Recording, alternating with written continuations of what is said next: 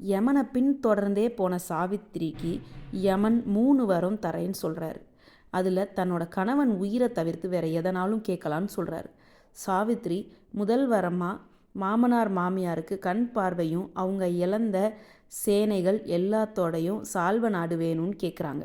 தந்தோம்னு சொல்லிட்டார். 2வது வரமாக தன்னோட பெற்றோர்களுக்கு ஒரு ஆண் வாரிசு வேணும்னு கேட்குறாரு. அதையும் தந்தோம்னு சொல்லிட்டார். 3வதா எனக்கு வாழையடி வாழையா என் குலம் தலை தோங்கணும்னு சொல்கிறாங்க. அதையும் தந்தோம்னு சொல்லிட்டாங்க. தந்தோம்னு சொன்னதுக்கப்புறம் யமதர்மராஜாவை பார்த்து சொல்கிறாங்க, நான் ஒரு பதிவிரதை, அது மட்டும் இல்லாமல் ஆதிபராசக்தியோட பக்தை, என் கணவன் இல்லாமல் எப்படி என் குலம் வாழையடி வாழையாக தலை தூங்க முடியும்? நான் வேறு ஒருத்தரை திருமணம் செய்துக்க முடியாது. அதனால என் கணவரை திருப்பி கொடுங்கன்னு கேட்குறாங்க. யமனுக்கு இப்போ வேறு வழி தெரியலை. இறுதியில் சாவித்திரியோட அன்பு தான் ஜெயிச்சது. தன்னோட கணவனை மீட்டுட்டு வந்து ஆதிபராசக்திக்கு பூஜை பண்ணாங்க. அதுதான் நாளைக்கு வர காரடையான் நோன்பு. Please subscribe my channel.